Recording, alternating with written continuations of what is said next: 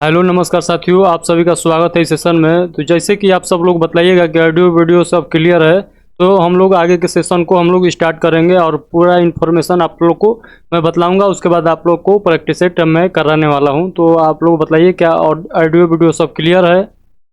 All clear? सभी लोग बताइए जल्दी जल्दी से, जल्दी जल्दी बताइए। हाँ, राहुल, रमेश, हाँ सभी लोग बताइए जल्दी जल्दी से बताइए क्या क्लियर है सब ऑडियो वीडियो। हाँ तो चलिए, सब लोग क्लियर बोल रहे हैं, तो चलिए स्टार्ट करते हैं। तो सबसे पहले आप सबको मैं बताता हूँ, जो आरपीएफ 2024 का जो वैकेंसी आया है एसआई और कांस्टेबल का, तो मैं उसी का मैं यहाँ पर प्रैक्टिस सेट लगाने वाला हूँ। तो जीएस का प्रैक्टिस सेट रहेगा। तो चलिए हम लोग क्लास को स्टार्ट करते हैं। पहला प्रैक्टिस सेट नंबर आज से हम लोग स्टार्ट करते हैं। तो चलिए हम लोग अगले क्वेश्चन को देख लेते हैं। तो पहले हम लोग सिलेबस का डिस्कशन कर लेते हैं। तो देखिएगा, पहले हम कलर का यहाँ से चेंज कर लूँ इसका। हाँ तो पहले देखिएगा, जो 35 नंबर जो क्वेश्चन पूछा जाता है, 35 जो क्वेश्चन पूछा जाता है वो रीजनिंग से आता है, और 35 नंबर का क्वेश्चन जो पूछा जाता है वो मैथ से रहता है। तो रीजनिंग और मैथ से जो रहेगा वो 35 नंबर का क्वेश्चन रहेगा, और 50 क्वेश्चन जो रहेगा वो जीएस से क्वेश्चन रहता है। तो ये सब आप लोगों को पहले से जानकारी होगा, अगर जानकारी नहीं है तो जान लीजिए आप लोग। और अभी मैं जीएस का आप लोगों को बताता हूँ। अगर जीएस में आप लोग को देखिएगा तो जीएस में क्या क्या पूछता है, तो देखिए जीएस में जो हो जाएगा ज्योग्राफी हो जाएगा, पॉलिटी हो जाएगा, उसके बाद हिस्ट्री हो जाएगा, उसके बाद साइंस हो जाएगा, इकोनॉमिक्स हो जाएगा, और स्टैटिक जीके हो जाएगा।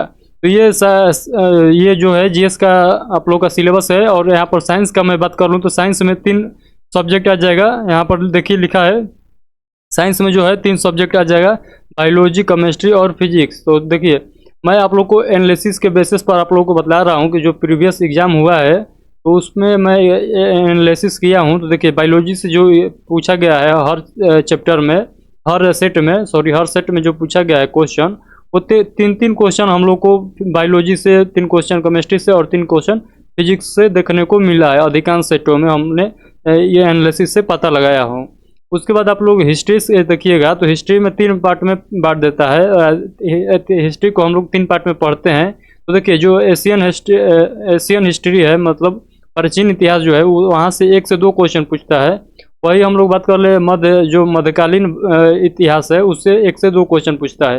लेकिन यहाँ पर जैसे ही देखिएगा, आधुनिक जो मॉडर्न हिस्ट्री है, यानी आधुनिक इतिहास जो है, वहाँ से 7 से 8 क्वेश्चन पूछ रहा है। तो यहाँ पर आप लोग देख लीजिए कितना आप लोग को यहाँ ज़्यादा वेटेज दे रहा है। तो आप लोग जैसे जैसे क्वेश्चन पूछ रहा है उसे उससे आप लोग को सब्जेक्ट पर भी आप लोग को फोकस करना है, ज़्यादा यहाँ पर फोकस करना पड़ेगा आप लोग को आधुनिक भारत पर। तो आप लोग देख सकते हैं साइंस का जो पोर्शन है वो तीनों सेम है। तो आप लोग को तीनों साइंस को सेम टाइम देना पड़ेगा तीनों सब्जेक्ट पर। तो आप लोग को किसी को भी छोड़ नहीं सकते हैं साइंस वाला को। तो चलिए हम लोग आगे बढ़ते हैं, आगे भी आप लोग से बात होगा। तो देखिए, यहाँ पर पॉलिटी का मैं बता दूँ, तो पॉलिटी का आप लोग को बता दूँ कि जो मैंने प्रीवियस ईयर जो प्रैक्टिस सेट देखा हूँ, एनालिसिस किया हूँ, उस पर मैं आप लोगों को बता रहा हूँ। जो पॉलिटिक्स से क्वेश्चन पूछा जाता है वो किसी प्रैक्टिस सेट में 7 से 8 क्वेश्चन रहता है, किसी में 8 से 9 क्वेश्चन रहता है। उसी प्रकार आप लोग स्टैटिक जीके देखिएगा, तो स्टैटिक जीके से किसी सेट में 7 क्वेश्चन, किसी में 8 हो, किसी में 9 हो। तो हम लोग यहाँ से 7 से 8 क्वेश्चन मान कर चलेंगे कि मतलब पूछा गया है स्टैटिक जीके से। वही हम 7 से 9 क्वेश्चन यहाँ पर भी पॉलिटिक्स से भी मान के चलेंगे। इस 7 से 9 क्वेश्चन के आसपास आप लोगों का क्वेश्चन पूछा जाएगा इस बार भी। उसी तरह हम लोग यहाँ पर ज्योग्राफी का बात कर लेते हैं। तो ज्योग्राफी का देखिए, जो 10 से 11 क्वेश्चन किसी सेट में पूछा गया है, तो किसी में 9-10 क्वेश्चन पूछा गया है, तो किसी में 8-9 क्वेश्चन पूछा गया है। तो यही रहता है, 10 क्वेश्चन के समथिंग आसपास रहता है। तो ज्योग्राफी का भी क्वेश्चन वही रहता है, 10 क्वेश्चन के आसपास, आगे पीछे हो सकता है 1-2 क्वेश्चन। तो हम लोग 10 क्वेश्चन का यहाँ से टारगेट लेकर चलेंगे। चलिए हम लोग क्वेश्चन यहाँ से स्टार्ट कर देते हैं। तो आप सभी लोग हम लोग पहला ये सेट स्टार्ट करने जा रहे हैं। तो सबसे पहले आप लोग एक बार माँ सरस्वती का नाम ले लीजिए, तब हम लोग सेट को स्टार्ट करते हैं। तो चलिए बोलिए जय माँ सरस्वती। तो चलिए हम लोग क्लास को स्टार्ट करते हैं। तो देखिए, पहले मैं यहाँ से कलर चेंज कर लेता हूँ पेन का, उसके बाद आप लोगों को बतलाऊंगा। तो देखिए, पहला क्वेश्चन कर रहा है, यहाँ पर पढ़िएगा, कर रहा है, इनमें से कौन सा पाषाण युग के 3 प्रमुख कालों के अंतर्गत नहीं आता है। तो आप लोग इस क्वेश्चन का आंसर बताइएगा क्या हो जाएगा। तो आप लोग बताइएगा, इस क्वेश्चन का आंसर जो हो जाएगा ऑप्शन नंबर सी हो जाएगा। मैं क्या किया हूँ कि यहाँ पर टिक लगा दिया हूँ, ताकि कोई थोड़ा थोड़ा फैक्ट भी यहाँ पर जोड़ा हूँ, तो काफ़ी टाइम लगा है इसमें बनाने के लिए, तो इसीलिए मैं आप लोगों को सोचा कि थोड़ा समय बचेगा, इसीलिए मैं लिखकर पहले ही से यहाँ पर रेडी कर दिया हूँ। तो आप लोग ज़्यादा नहीं सोचिएगा। देखिए, जो ताम्रपाषाण काल हो जाएगा, इस क्वेश्चन का राइट आंसर हो जाएगा ताम्रपाषाण। तो ताम्रपाषाण को हम और नाम से जानते हैं, उसे कहते हैं ताम्र युग के नाम से भी हम लोग जानते हैं ताम्रपाषाण को। तो ये क्वेश्चन जो है ये एनटीपीसी का पूछा हुआ क्वेश्चन है, तो आप लोग देख सकते हैं। चलिए हम लोग अगला क्वेश्चन देख लेते हैं। अगला क्वेश्चन है इसी का हम लोग फैक्ट देख लेते हैं। तो कह रहे हैं, देखिए इतिहास का, हम लोग इतिहास के बारे में थोड़ी मोटा मोटी जान लेते हैं। तो देखिएगा यहाँ पर जो इतिहास है, इतिहास को हम लोग 3 भागों में बांटते हैं, प्राचीन इतिहास को। तो इतिहास को हम लोग 3 भागों में बांटते हैं। प्रागैतिहासिक काल, जिसका लिखित साक्ष्य तो मिला है लेकिन उसे लिखित साक्ष्य नहीं मिला है, प्रागैतिहासिक काल का लिखित साक्ष्य नहीं मिला है, और इसको पढ़ा भी नहीं गया, लिखित मिल भी नहीं किया तो पढ़ा कहाँ से जाएगा। उसका एग्जाम्पल है पाषाण काल। आप लोग पाषाण काल में कोई भी लिखित साक्ष्य नहीं मिलता है। उसी तरह आप लोग देखिएगा यहाँ पर आधे ऐतिहासिक काल के हम लोग बात कर लेते हैं। तो आधे ऐतिहासिक काल में क्या हुआ कि यहाँ पर लिखित तो साक्ष्य मिला, लेकिन उस पता नहीं चला कि कौन सा लिपि में लिखा गया है, तो पढ़ा नहीं गया है अभी तक। तो हम लोग कह सकते हैं लिखित साक्ष्य मिला है लेकिन लिपि नहीं पता लगा है कौन सा लिपि में लिखा गया है। तो एग्जाम्पल के थ्रू आप लोग देख लीजिए, सिंधु घाटी सभ्यता जो है, सिंधु घाटी सभ्यता में आप लोग देखे होंगे बहुत सारे, सर्च मारिएगा गूगल पर तो आप लोग को आएगा लिखा हुआ, चित्रलेखा बनाया आता है, लिखा भी आता है। तो अभी तक उसका पता नहीं लगा पाया है कोई कि किस लिपि में लिखा गया है। तो हम लोग ये बोल सकते हैं कि लिखित साक्ष्य मिला है लेकिन उससे पढ़ा नहीं गया है। उसके बाद आप लोग देखिएगा ऐतिहासिक काल। ऐतिहासिक काल में क्या है, ऐतिहासिक काल में साक्ष्य भी मिला है और उसे पढ़ा भी गया है। तो आप लोग क्या कहिएगा, ऐतिहासिक काल में साक्ष्य मिला है और उसे पढ़ा भी गया है। और आधे ऐतिहासिक काल में लिखित साक्ष्य मिला है लेकिन पढ़ा नहीं गया है। और प्रागैतिहासिक काल में आप लोग क्या कीजिएगा कि साक्ष्य ही नहीं मिला है। तो आप लोग ये तीनों फैक्ट को आप लोग याद रखिएगा। तो यहाँ पर देखिएगा, अब हम लोग बात करते हैं प्रागैतिहासिक काल के। तो प्रागैतिहासिक काल में आप लोग को क्या क्या पढ़ना है, पूरा पाषाण काल पढ़ना है, आप लोग को मध्य पाषाण काल पढ़ना है और नव पाषाण काल पढ़ना है। तो देखिए, जो पूरा पाषाण काल का जो टाइम पीरियड है वो लगभग हम लोग मान के चलते हैं, ज्ञात नहीं है, एक्यूरेट डाटा इसका पता नहीं है। तो हम लोग 10,000 BC से 10,000 ईसा पूर्व से 8,000 ईसा पूर्व हम लोग इससे मान के चलते हैं। इसी के बीच में इसका जो टाइम पीरियड था ये है। उसके बाद यहाँ पर देखिएगा मध्य पाषाण काल का जो टाइम पीरियड है वो 10,000 BC से 10,000 BC से 4,000 BC, या हम लोग कह सकते हैं 8,000 BC से 4,000 यानी ईसा पूर्व। BC मतलब ईसा पूर्व हो जाएगा। तो आप लोग डाटा आप लोग याद रखिएगा, ये पूछेगा नहीं इसे, अगर पूछेगा तो आप लोग इसी के आसपास याद रखिएगा डाटा को। उसके बाद यहाँ पर देखिएगा नव पाषाण काल। तो नव पाषाण काल का जो हम लोग कह सकते हैं 4,000 BC से 2,500 BC के बीच में इसका टाइम पीरियड है। तो आप लोग को पूरा यहाँ पर समझ में आ गया है। तो चलिए हम लोग आगे की ओर बढ़ते हैं। अगला क्वेश्चन है, कर रहा है, आप लोग पढ़िए, कर रहा है भीमबेटका की गुफाओं की खोज कब हुई थी। तो आप लोग को बतलाना है जो भीमबेटका की गुफाएं थी इसकी खोज कब की गई थी। तो इस क्वेश्चन का राइट आंसर आप लोग बतलाइएगा, ऑप्शन नंबर बी हो जाएगा। 1957 या 58 ईस्वी में भीमबेटका गुफाओं की खोज की गई थी। और 2003 में मैं बता दूं, 2003 में यूनेस्को की वर्ल्ड हेरिटेज साइट में शामिल किया गया है। तो इस क्वेश्चन का आप लोग से पूछ सकता है एग्जामिनर कि जो भीमबेटका है ये किस वर्ष यूनेस्को के हेरिटेज साइट में शामिल हुआ था। तो आप लोग क्या बतलाइएगा, 2003। तो ये डाटा आप लोग याद रखिएगा, 2003 में ये भीमबेटका जो गुफाएं हैं ये वर्ल्ड हेरिटेज साइट में शामिल हुआ था। चलिए हम लोग इसका फैक्ट देख लेते हैं। जो भीमबेटका गुफा है ये पूरा पाषाण काल के समय का है। तो आप लोग यहाँ पर देख सकते हैं। उसके बाद ये जो भीमबेटका गुफा है ये कहाँ पर है, तो MP के रायसेन जिले में पड़ता है। तो भीमबेटका का गुफा का लोकेशन आप लोग को पता है कि रायसेन जिले में ये भीमबेटका का गुफा पड़ता है। ये गुफाओं चारों तरफ से विंध्य पर्वत से घिरी हुई है। तो आप लोग को ये भी फैक्ट आप लोग याद रखिएगा, मैं फैक्ट यहाँ पर लिख दिया हूँ। तो आप लोग भीमबेटका गुफा से आप लोग ये इतना फैक्ट याद रखिएगा जितना मैं बतला रहा हूँ। तो आप लोग ये रखिएगा, मानव जीवन के प्राचीनतम चिन्ह यही है, भीमबेटका गुफा। तो चलिए हम लोग आगे की ओर बढ़ते हैं। अगला क्वेश्चन देखिएगा, कह रहा है नीचे दिए गए शासकों का सही कालानुक्रम क्या है। तो आप लोग को बतलाना है इसका सही कालानुक्रम क्या है।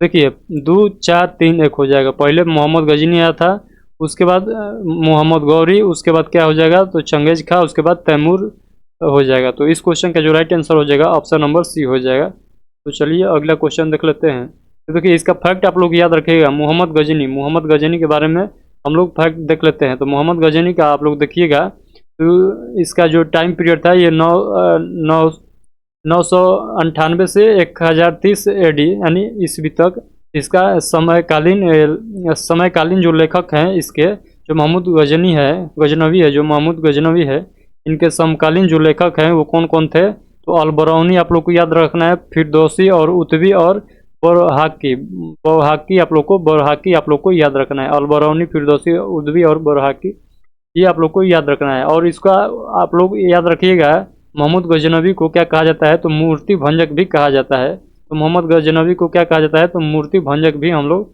कहते हैं इसको। आप लोग से क्वेश्चन पूछेगा कि मूर्ति भंजक किसको कहा जाता है, तो आप लोग क्या कहिएगा, मोहम्मद गजनवी को कहा जाता है। ये मैं बता दूं इसको, ये फैक्ट भी आप लोग याद रखिएगा, इसने मोहम्मद गजनवी ने भारत पर 17 बार आक्रमण किया था। 17 बार आक्रमण किया था, जिसमें पहला आक्रमण किया था वो 1000 ईस्वी में किया था, लेकिन ये सफल आक्रमण नहीं था। वही हम लोग बात कर ले 1001 ईस्वी में फिर आक्रमण करता है, 1001 ईस्वी में सफल आक्रमण करता है। ये शाही राजा जयपाल के विरुद्ध आक्रमण करता है 1001 ईस्वी में, आप लोग याद रखिएगा। उसके बाद सोमनाथ मंदिर पर जब आक्रमण करता है, जो गुजरात के सोमनाथ मंदिर है, ये 1025 ईस्वी में इस पर आक्रमण करता है कौन, मोहम्मद गजनवी।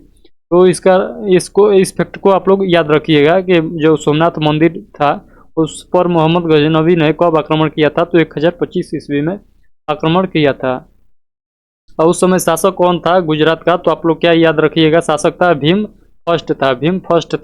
भीम प्रथम था कौन शासक वहाँ का, जब सोमनाथ मंदिर पर आक्रमण किया था मोहम्मद गजनवी, उस समय गुजरात का शासक कौन था, तो भीम प्रथम था। उसी तरह आप लोग देखिएगा 1027 ईस्वी में अंतिम आक्रमण था। तो ये पूछ लेता है आप लोग से क्वेश्चन कि जो मोहम्मद गजनवी का अंतिम आक्रमण था वो किसके विरोध था, तो आप लोग याद रखिएगा ये वाला फैक्ट कि जाटों के विरोध था। ये क्वेश्चन मोस्ट VVI क्वेश्चन है, तो आप लोग याद रखिएगा अंतिम जो मोहम्मद गजनवी का अंतिम आक्रमण था वो जाटों के विरोध था। उसके बाद ये क्या हुआ, 1030 ईस्वी में इसकी मृत्यु हो गई। तो चलिए आई होप कि मोहम्मद गजनवी से जितना भी फैक्ट है आप लोग याद रखिएगा, स्क्रीनशॉट ले सकते हैं इसका। उसके बाद आप लोग शॉर्ट नोट्स आप लोग बनाते रहिएगा। अगला क्वेश्चन देख रहे हैं, कह रहा है अगला क्वेश्चन 4 नंबर पढ़िए आप लोग। कह रहा है पुस्तक तहकीक माँ लील हिंद किसके लिखी है, तो आपने बतलाना है किसने लिखी है इस पुस्तक को। तो इसका राइट आंसर जो हो जाएगा ऑप्शन नंबर डी हो जाएगा। तो इस क्वेश्चन का राइट आंसर आप लोग क्या लगाइएगा, ऑप्शन नंबर डी लगाइएगा। तो देख लीजिए इसका थोड़ा फैक्ट देख लेते हैं। अलबरौनी जो है फारसी विद्वान लेखक है कौन, अलबरौनी क्या है, फारसी विद्वान लेखक है। और मोहम्मद गजनी के साथ भारत आया था कौन, अलबरौनी। तो ये पूछ सकता है क्वेश्चन, जो अलबरौनी ये किसके साथ भारत आया था, तो आप लोग क्या बतलाइएगा, मोहम्मद गजनवी के साथ भारत आया था। और पुराणों का अध्ययन करने वाला प्रथम मुस्लिम यही था कौन, अलबरौनी। तो आप लोग याद रखिएगा पुराणों का अध्ययन करने वाला पहला मुस्लिम कौन है, तो अलबरौनी आप लोग को याद रखना है। चलिए हम लोग अगला क्वेश्चन की ओर बढ़ते हैं।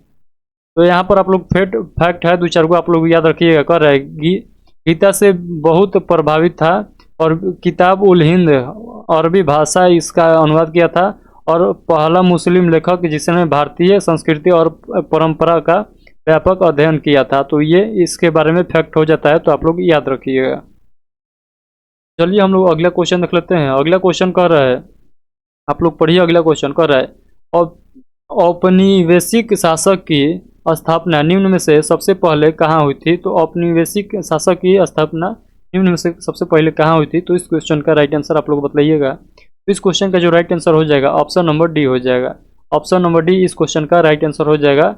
बंगाल में हुआ था, स्थापना कहाँ हुआ था, बंगाल में हुई थी। तो बंगाल प्रांत में सर्वप्रथम ग्रामीण समाज को पूर्ण स्थापित करने के लिए इसका स्थापना किया गया था।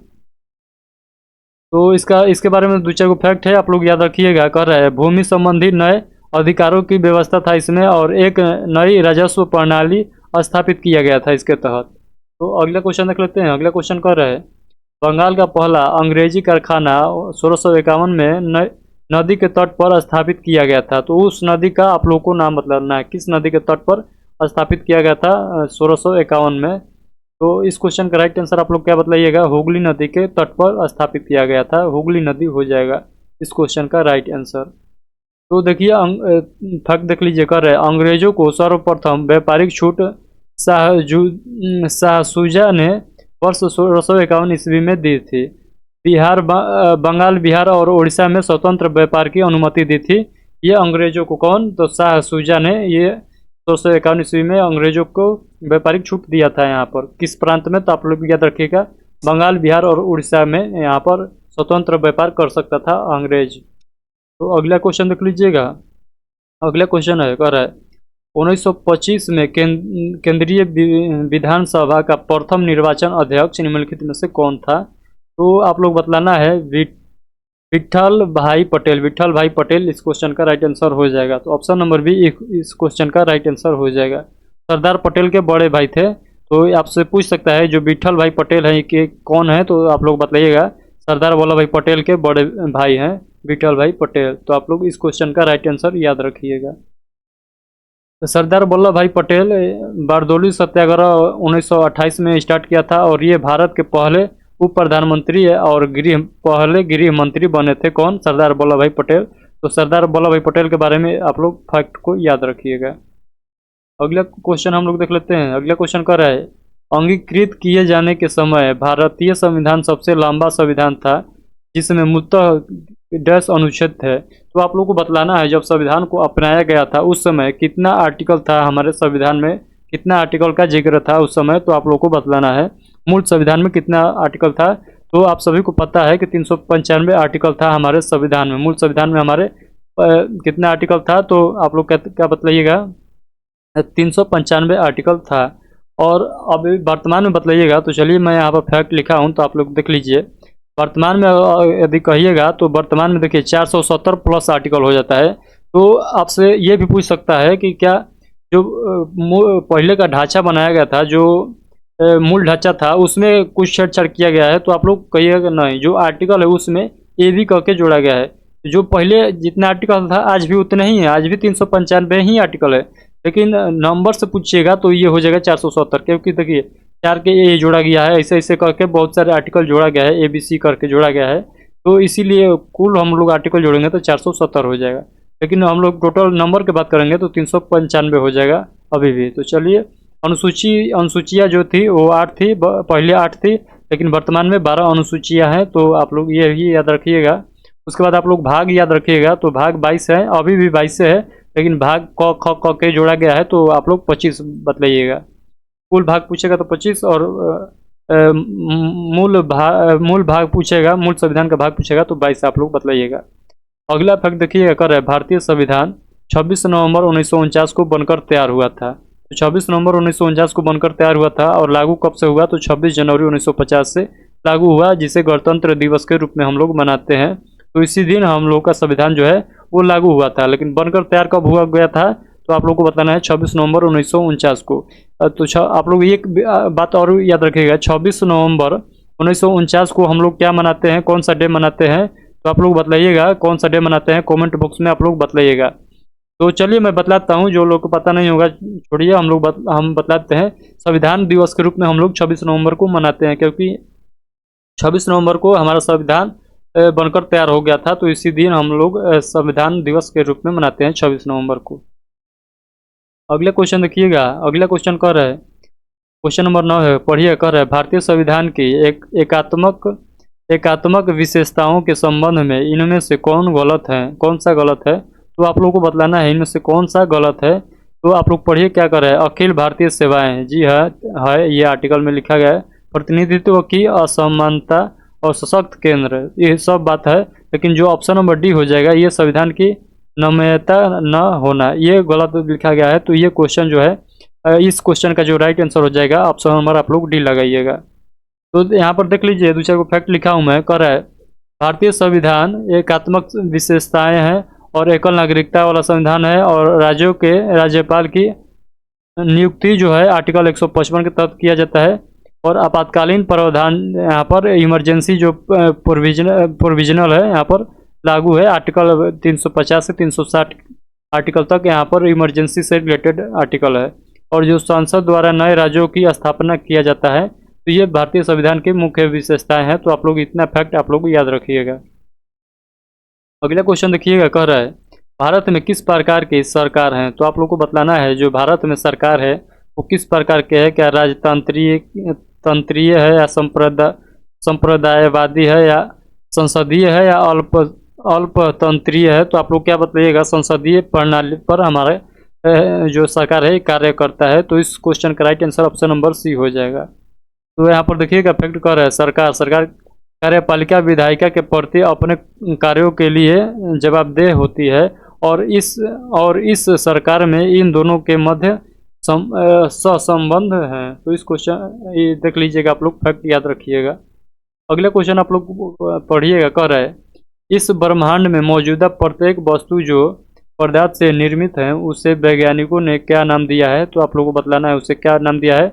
उसे द्रव्यमान नाम दिया है, यानी मैटर। इस क्वेश्चन का right answer option number D हो जाएगा।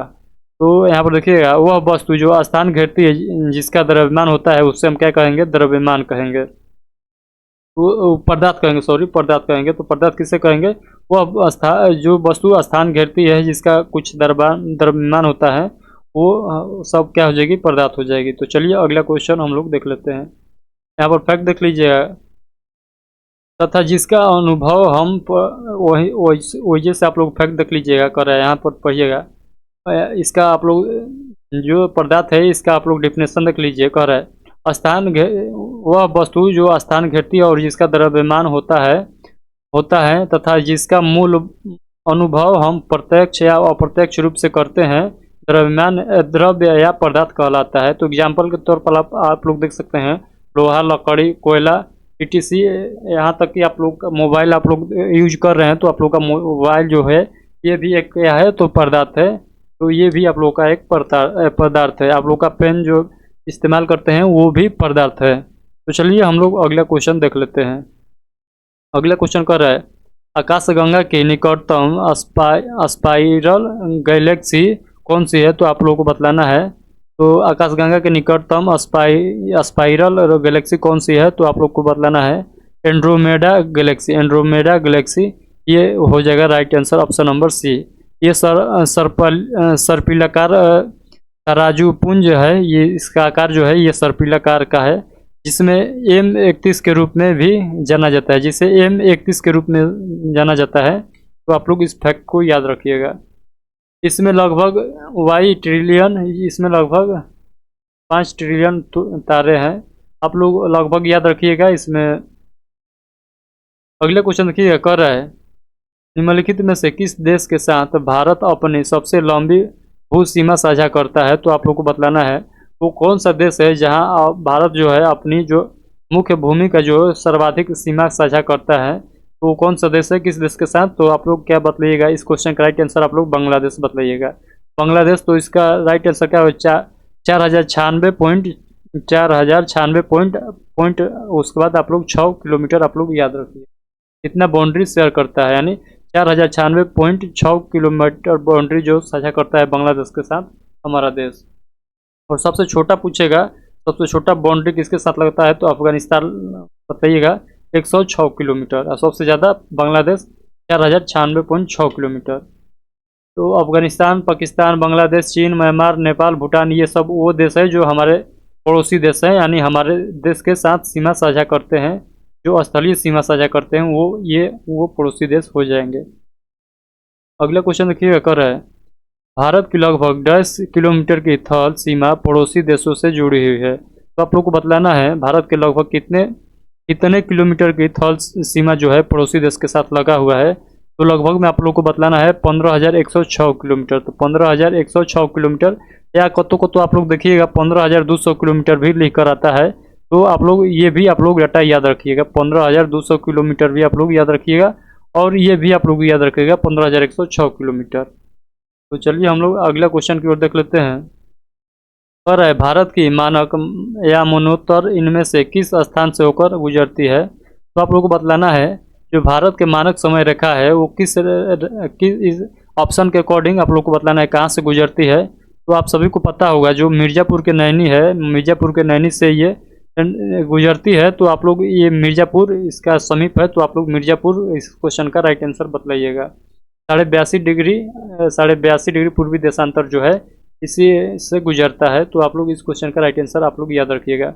और वही राज्य पूछ ले कौन किस किस राज्य से गुजरता है, तो यहाँ पर देखिएगा आंध्र प्रदेश है, मध्य प्रदेश, उत्तर प्रदेश, छत्तीसगढ़, उड़ीसा और नैनी तथा मिर्ज़ापुर जो उत्तर प्रदेश के राज्य है जिला है वहाँ से यहाँ पर लिखा गया है। तो यहाँ पर देख लीजिएगा इतने राज्य से होकर हमारा जो ये समय रखा है ये गुजरती है। चलिए हम लोग अगला क्वेश्चन देख लेते हैं। अगला क्वेश्चन कह रहा है सही कथन का चयन करना है आप लोग को, तो कह रहा है इसमें से आप लोग को बताना है सही कौन लिखा गया है। तो ऑप्शन नंबर ए जो लिखा गया है एकदम बिल्कुल सही लिखा गया है। निवेश गुणक एनपीसी के साथ धनात्मक रूप से संबंधित होता है, तो ऑप्शन नंबर ए लिखा गया है, ये बिल्कुल सही है। चलिए हम लोग अगला देख लेते हैं। यहाँ पर देख लीजिए फैक्ट लिखा है वृद्धि निवेश में वृद्धि से अधिक होती है। चलिए अगला क्वेश्चन हम लोग देख लेते हैं। अगला क्वेश्चन कर रहा है इनमें से क्या किसी फर्म के लिए परिवर्तनीय लागत नहीं है। आपसे पढ़िएगा, कर रहा है इनमें से क्या किसी फर्म के लिए परिवर्तनीय लागत नहीं है, तो आप लोग को बतलाना है कौन सा लागत नहीं है। तो संपत्ति कर इसका राइट आंसर हो जाएगा ऑप्शन नंबर सी। इसका right answer option number C हो जाएगा। ये सब क्वेश्चन जो है ये सब आप लोग देख सकते हैं, ये सब जो है रेलवे का एग्जाम है यानी आरआरबी में ग्रुप डी का ये क्वेश्चन पूछा हुआ है। तो मैं जितना भी कराऊंगा आप लोग देखते रहिएगा किस किस एग्जाम से पूछा हुआ है, तो आप लोग देखते रहिएगा। कर परिवर्तनशील लागतें वह अंश होती है जो उत्पादन के बढ़ने से बढ़ती और घटने से घटती है, तो इस फैक्ट को भी आप लोग याद रखिएगा। अगला क्वेश्चन है कर है प्रत्याशित समग्र मांग की गणना के लिए किस सूत्र का उपयोग किया जाता है, तो इस क्वेश्चन का आप लोग राइट आंसर बताइएगा। तो इस क्वेश्चन का जो राइट आंसर हो जाएगा ऑप्शन नंबर डी हो जाएगा। तो इस क्वेश्चन का right answer option number D आप लोग याद रखिएगा। अगला क्वेश्चन देखिएगा कर रहा है सूरज कुंड मेला जो है जिसे अंतर्राष्ट्रीय शिल्प मेला भी कहा जाता है, ये डैश में आयोजित किया जाता है, तो ये किस राज्य में आयोजित किया जाता है। सूरज कुंड मेला आप लोग को बतलाना है किस राज्य में आयोजित किया जाता है। तो इस क्वेश्चन का राइट आंसर आप लोग क्या बतलाइएगा, हरियाणा में किया जाता है, यानी सूरज कुंड मेला जो है हरियाणा में यहाँ पर आयोजित किया जाता है। ये एक वार्षिक शिल्प मेला है जो 15 दिनों तक चलता है, यानी ये प्रत्येक वर्ष मेला लगता है और 15 दिनों तक चलता है ये मेला। इसके बारे में फैक्ट आप लोग याद रखिएगा। कह रहा है यह फरीदाबाद के सूरज कुंड में मनाया जाता है, तो आप लोग जिला भी याद रखिएगा, फरीदाबाद आप लोग याद रखिएगा, जो हरियाणा के फरीदाबाद है वहाँ सूरज कुंड में मनाया जाता है। यह दुनिया का सबसे बड़ा शिल्प मेला है, तो आप लोग ये भी याद रखिएगा जो सूरज कुंड मेला है ये दुनिया का सबसे बड़ा शिल्प मेला है। और प्रारंभ जो हुआ था ये जो मेला सूरज कुंड जो मेला है ये कब से प्रारंभ हुआ था, तो 1987 से ये प्रारंभ हो चुका है। और उसके बाद ग्रामीण संस्कृति का परिचय देता है, तो ये किस चीज़ का परिचय देता है, तो ये भी पूछ सकता है आप लोगों से, तो आप लोग क्या बताइएगा, ये ग्रामीण संस्कृति का परिचय देता है सूरज कुंड मेला। अगला क्वेश्चन देख लीजिएगा। अगला क्वेश्चन कर रहा है एंथुरियम जिसका नामकरण एक प्रसिद्ध फूल के नाम पर हुआ है, यह निम्नलिखित में से किस राज्य का एक प्रमुख पर्व है, तो आप लोग को बतलाना है इस क्वेश्चन का राइट आंसर। इस क्वेश्चन का राइट आंसर आप लोग क्या बतलाइएगा, ये मिजोरम का हो जाएगा, तो मिजोरम का ये राइट आंसर हो जाएगा। और यही आप लोग को बतला दिए, अगर नागालैंड के पूछ लेगा तो देखिए हॉर्नबिल जो लिखा है ये नागालैंड का हो जाएगा। तो आप लोग नागालैंड का जो प्रमुख पर्व जो है आप लोग क्या रखिएगा याद, हॉर्नबिल आप लोग नागालैंड का याद रखिएगा। मैं ट्रिक बतलाता हूँ, हॉर्नबिल आप लोग कैसे याद रखिएगा, देखिए आप लोग जिससे आप लोग नागालैंड पढ़िएगा तो इससे आप लोग नाग से रिलेटेड कीजिएगा, नाग से इसे रिलेट कीजिएगा। मान लीजिए नागालैंड को हम लोग नाग मान लेते हैं, तो नाग कहाँ रहता है, बिल में रहता है, तो मैंने क्या कहा नाग कहाँ रहेगा, तो बिल में, तो आप लोग याद रखिएगा नागालैंड का जो हो जाएगा प्रमुख पर्व हॉर्नबिल हो जाएगा। इस क्वेश्चन का राइट आंसर आप लोग याद रखिएगा। इस क्वेश्चन का जो राइट आंसर हो जाएगा क्वेश्चन नंबर 20 का ऑप्शन नंबर ए यहाँ पर राइट हो जाएगा, मिजोरम। अगला क्वेश्चन याद रखिए, अगला क्वेश्चन पढ़िए। अगला क्वेश्चन कर रहा है कर्नाटक, तेलंगाना और आंध्र प्रदेश में गुड़ी पड़वा त्यौहार को किस अन्य नाम से जाना जाता है, तो गुड़ी पड़वा त्यौहार जो है इसे और किस नाम से जाना जाता है आप लोगों को बतलाना है। ये किस किस राज्य में मनाया जाता है ये भी आप लोग से पूछ लेगा, तो आप लोग याद रखिएगा कर्नाटक, तेलंगाना और आंध्र प्रदेश में मनाया जाता है कौन, गुड़ी पड़वा त्यौहार जो है ये 3 राज्यों में मनाया जाता है। तो इसका दूसरा नाम बतलाना है आप लोगों को, तो इसे उगादि और युगादि दोनों ये भी इसका नाम है, तो आप लोग ये भी नाम इसका याद रखिएगा। तो गुड़ी पड़वा का उगादि या युगादि इसको भी कहते हैं। यहाँ पर इसका फैक्ट याद रखिएगा, चैत्र मास शुक्ल प्रतिपदा में को मनाया जाता है। तो ये कब मनाया जाता है, तो आप लोग इसको याद रखिएगा।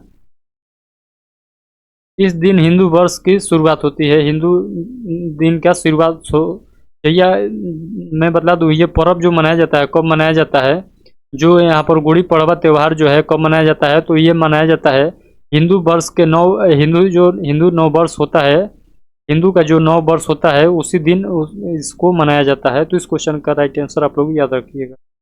अगला क्वेश्चन है, क्वेश्चन नंबर 22 से कर रहा है, सोंगातसु निम्न में से किस देश का नव वर्ष त्यौहार है, तो आप लोग को बतलाना है। ये जो सोंगात्सु जो त्यौहार है ये किस देश का त्यौहार है, तो आप लोग को बतलाना है। तो ये जापान का हो जाएगा, तो जापान का नव वर्ष का त्यौहार है सोंगात्सु। तो इस क्वेश्चन का right answer option number B याद रखिएगा। अगला क्वेश्चन है 23 नंबर क्वेश्चन कर रहा है, मानव अधिकारों को की सार्वभौमिक घोषणा की मसौदा समिति के अध्यक्ष या अध्यक्षता कौन थे, तो आप लोग को बतलाना है। तो इस क्वेश्चन का राइट आंसर आप लोग बतलाइएगा क्या हो जाएगा। तो इस क्वेश्चन का जो राइट आंसर हो जाएगा ऑप्शन नंबर सी हो जाएगा, एंजेला जुरादक। एंजेला जुरादक इस क्वेश्चन का राइट आंसर हो जाएगा। तो यहाँ पर फैक्ट भी लिखा गया है, तो देखिए संयुक्त राष्ट्र महासभा से 10 दिसंबर 1948 से 10 दिसंबर मानवाधिकार दिवस को मानवाधिकारों को घोषणा हुआ था। तो आप लोग ये फैक्ट को आप लोग याद रखिएगा। अगला यहाँ पर क्वेश्चन देखिएगा 24 नंबर क्वेश्चन है, कर रहा है संयुक्त राष्ट्र संघ यानी यूएनओ के पूर्व महासचिव कोफी अन्ना किस अफ्रीकी देश से संबंधित है, तो आप लोग को बतलाना है। ये जो कोफी अन्ना है किस अफ्रीकी देश से हैं, तो आप लोग को बतलाना है ये किस अफ्रीकी देश से है। तो आप लोग क्या बतलाइएगा, घाना अफ्रीकी से, घाना देश से हैं। कौन, ये कोफी अन्ना। कोफी अन्ना कौन है, संयुक्त राष्ट्र संघ के पूर्व महासचिव थे। तो आप लोग इस क्वेश्चन का राइट आंसर सी नंबर याद रखिएगा, घाना। तो यहाँ पर फैक्ट भी याद रखिएगा, 7वें महासचिव थे ये। इनका कार्यकाल याद रखिएगा 1997 से 2006 तक इनका कार्यकाल था। और शांति के लिए इनको नोबेल पुरस्कार भी 2001 में दिया गया है। इनको कोफी अन्ना को शांति के लिए नोबेल पुरस्कार 2001 में दिया गया है। और 80 वर्ष की आयु में स्विट्जरलैंड में इनका 80 वर्ष की आयु में स्विट्जरलैंड में 2018 में इनका मृत्यु हो गया था। तो इस क्वेश्चन का राइट आंसर आप लोग याद रखिएगा। अगला क्वेश्चन है, अगला क्वेश्चन कर रहा है इंटरनेशनल कोर्ट ऑफ जस्टिस का हेड क्वार्टर कहाँ स्थित है, तो आप लोग को बतलाना है इस क्वेश्चन का राइट आंसर। तो इस क्वेश्चन का राइट आंसर आप लोग कमेंट बॉक्स में बतलाइएगा। अगर आप लोग को सेशन कैसा लगा आप लोग कमेंट बॉक्स में ये भी बतलाइएगा। तो आई होप कि आप लोग को पूरा सेशन अच्छा लगा होगा। तो मिलते हैं इसके नेक्स्ट पार्ट में, तब तक के लिए आप सभी को धन्यवाद। तब तक के लिए आप सभी को धन्यवाद।